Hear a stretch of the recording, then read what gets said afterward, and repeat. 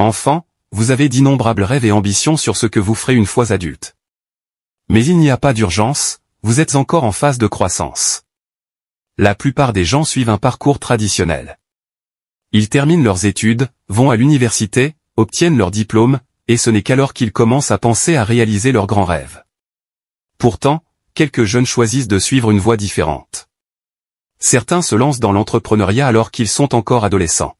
Bonjour à tous, et bienvenue sur le Titan Cuirassé, une chaîne où vous pouvez apprendre sur l'investissement, les finances personnelles, la gestion de l'argent, la psychologie, et sur beaucoup d'autres sujets d'éducation financière, parce que les écoles ne vont pas le faire à votre place. Si l'un de ces sujets vous intéresse, ou si vous voulez apprendre à mieux gérer votre argent, et à jouir d'une plus grande liberté financière, n'hésitez pas à vous abonner, à me laisser un like, et à activer la cloche des notifications pour être averti chaque fois que je publierai une nouvelle vidéo. Sans plus tarder, plongeons dans le vif du sujet. Le premier exemple que nous allons citer ici est celui de Robert Ney. Adolescent, il a commencé à travailler sur un jeu de réflexion simple mais captivant, basé sur la physique, appelé Bubble Ball.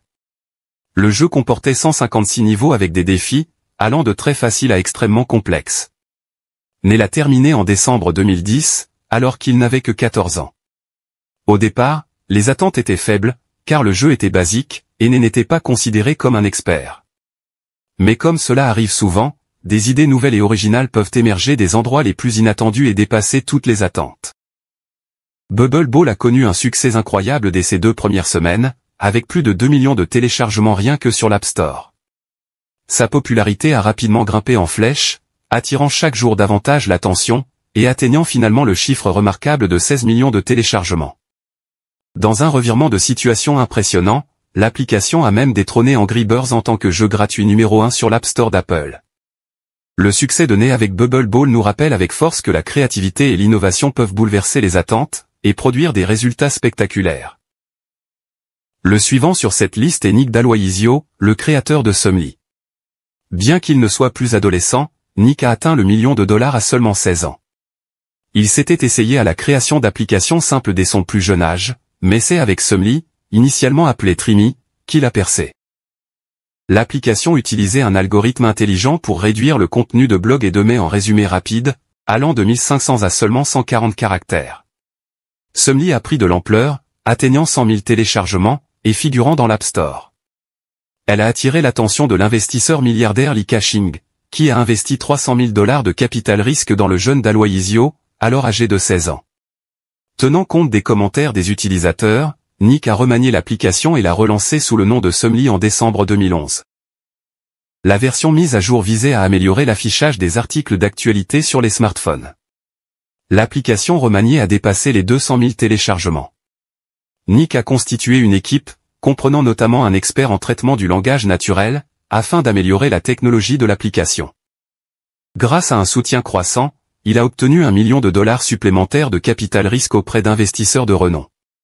Puis, en mars 2013, avant même d'avoir 18 ans, D'Aloisio a vendu Somely à Yahoo pour environ $30 millions. Il a ensuite rejoint Yahoo en tant que chef de produit. Son parcours témoigne de manière éloquente de ce que les jeunes entrepreneurs peuvent accomplir grâce à leur vision, leur persévérance, et leur esprit d'innovation. Shawn Belnick, le 3e nom de notre liste, a suivi un parcours atypique, et a connu un succès que peu d'autres ont connu. À seulement 14 ans, Shawn a lancé sa propre entreprise, BizShare.com, pendant une période difficile pour les entreprises en ligne, juste après l'effondrement des dot-com en 2001. Alors que de nombreuses entreprises fermaient leurs portes, Shawn a continué à croire que son idée avait un réel potentiel.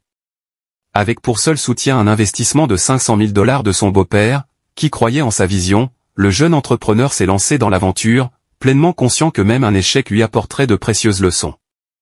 À la surprise générale, l'entreprise n'a pas échoué. En fait, elle a pris son envol.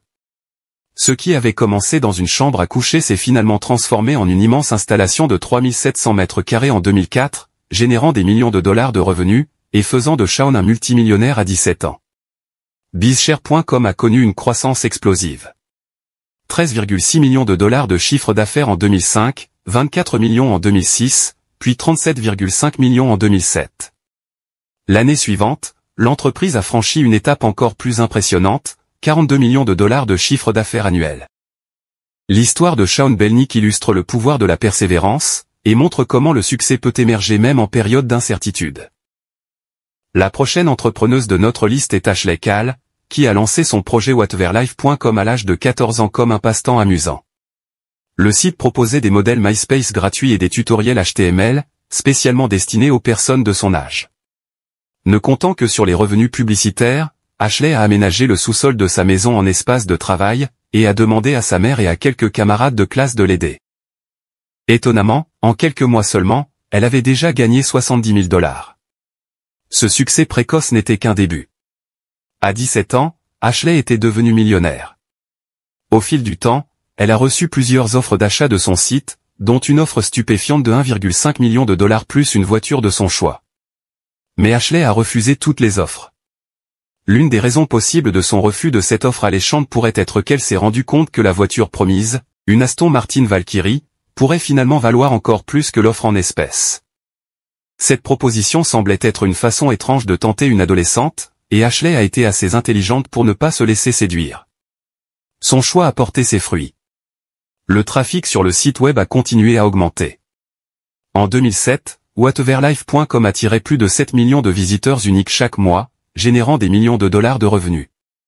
Le parcours d'Ashley Call est un exemple éloquent de concentration et de vision, prouvant qu'un esprit entrepreneurial fort peut mener à un succès durable, même face à des distractions financières importantes. Notre prochain jeune entrepreneur est Fraser Doherty, plus connu sous le nom de Jamboy. Son parcours a commencé lorsqu'il s'est mis à fabriquer de la confiture sans sucre à partir de la recette de sa grand-mère, qu'il vendait initialement à petite échelle dans les magasins locaux et à ses voisins. Mais Fraser ne se contentait pas de rester au niveau local. Il rêvait de commercialiser sa confiture dans tous les foyers britanniques. C'est dans cet esprit qu'il a présenté son produit à Waitrose, accompagné de son père qui le soutenait. Bien que sa première tentative ait été rejetée en raison de problèmes de prix et d'étiquetage, Fraser n'a pas abandonné. Il a continué à travailler sur son argumentaire et à le perfectionner. Après plusieurs essais, il a finalement résolu tous les problèmes, et Waitrose a accepté de commercialiser sa confiture dans ses magasins à travers le Royaume-Uni. La confiture de Fraser a rapidement gagné en popularité, et a bientôt été disponible dans les grandes chaînes telles que Tesco, Sainsbury's et Morrison. Cette augmentation de la demande a permis à son entreprise de générer un chiffre d'affaires annuel d'1 million de livres sterling, faisant de Fraser Doherty un millionnaire adolescent. Son histoire est un exemple frappant de la façon dont la persévérance et la détermination peuvent transformer un projet modeste en un succès national. Viennent ensuite Catherine et David Cook. Lorsqu'ils ont déménagé dans le New Jersey et ont intégré une nouvelle école, ils ont remarqué que l'album de fin d'année traditionnel ne les aidait pas vraiment à nouer des liens avec les autres. Après avoir eu du mal à contacter une personne qu'il avait vue dans l'album, Dave a imaginé une nouvelle idée. Et si les gens pouvaient se rencontrer grâce à des photos en ligne? Cette idée est devenue Meet Me. Les deux frères et sœurs ont imaginé un album de fin d'année virtuel où les utilisateurs pourraient se connecter, mais comme ils ne disposaient pas des connaissances techniques nécessaires pour le créer, ils ont engagé une équipe de développement en Inde pour donner vie à leur concept. Dès la première semaine, 400 personnes se sont inscrites. La popularité de la plateforme a explosé à mesure que de plus en plus d'écoles la rejoignaient, et en moins d'un an, Meet Me comptait plus d'1 million d'utilisateurs. Avec une base d'utilisateurs et des revenus en forte croissance, une opportunité énorme s'est rapidement présentée. Keepassa a proposé de racheter Meet Me pour 100 millions de $, dont 18 millions en espèces, et le reste en actions. De nombreux adolescents gagnent aujourd'hui des millions, et bien que cette vidéo ne puisse pas tous les présenter, le message clé est le suivant. L'âge n'est pas un obstacle. Si vous êtes jeune et que vous avez une idée commerciale solide, cela vaut la peine de tenter le coup, d'autant plus que les risques sont bien moindres lorsque vous n'avez pas encore de responsabilité d'adulte. Voilà pour la vidéo d'aujourd'hui. J'espère que vous l'avez appréciée et qu'elle vous a apporté quelque chose. Si c'est le cas, n'hésitez pas à vous abonner, à me laisser un like, et à activer la cloche des notifications pour être averti chaque fois que je publierai une nouvelle vidéo, car j'en ai beaucoup d'autres de ce genre à venir prochainement, ainsi que des résumés de livres, et d'autres choses amusantes. Merci d'avoir regardé, et passez une bonne journée.